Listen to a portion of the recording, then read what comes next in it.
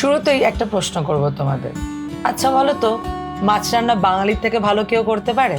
I mean really, Bengali কুইজিনে মাছের রান্না যেরকম ডাইভার্স, আমার মনে হয় না অন্য কোনো কুইজিনে এরকম ডাইভার্সিটি আছে। সে মোরলা মাছের টক হোক বা ভাপা ইলিশ, বাঙালির মাছ রান্না যেন একটা জীবন্ত লাইব্রেরি।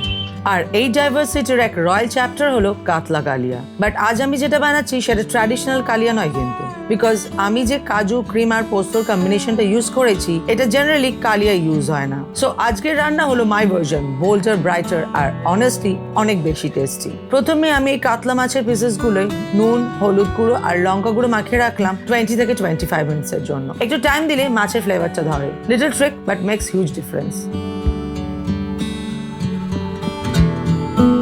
এবার ব্লেন্ডারে কটা পেঁয়াজ নিয়ে এটার একটা স্মুথ পেস্ট বানিয়ে রাখলাম। পেঁয়াজের সুইটনেসটা কালিয়ার গ্রেভিতে একটা ন্যাচারালি গর্জিয়াস টেক্সচার আনবে। আর একটা পেস্ট বানালাম, এটা পোস্ত আর কাজু কিশমিশ বাদামের। এই পেস্টটা রান্নার সোল, এটা ঝোলকে ক্রিমি, নাটি, রয়্যাল ফিল দেবে। এবার কড়াই সরষের তেলটা গরম করে নিয়ে নুন, হলুদ মাখানো মাছগুলো 1 বাই 1 দিয়ে ভেজে নিলাম।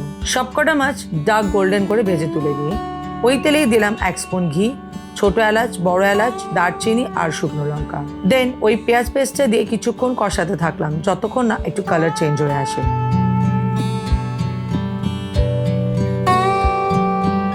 অ্যান্ড দেন এক এক করে দিলাম আদা রসুন পেস্ট, চপড টমেটো, নুন, হলুদ গুঁড়ো আর লঙ্কা গুঁড়ো। আবার খানিকক্ষণ এটা নাড়িয়ে নিলাম। টমেটোটা নরম হয়ে আসলে বানিয়ে রাখা কাজু, কিশমিশ আর পোস্তর পেস্ট, চিনি আর ফুল ফ্যাট ক্রিম দিয়ে ভালো করে মিক্স করে দিলাম।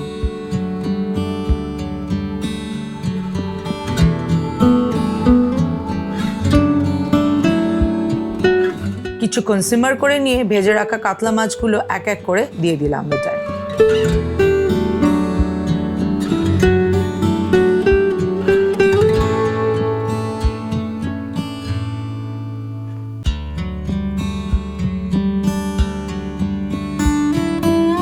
আর এই হলো আমার কাতলা কালিয়া।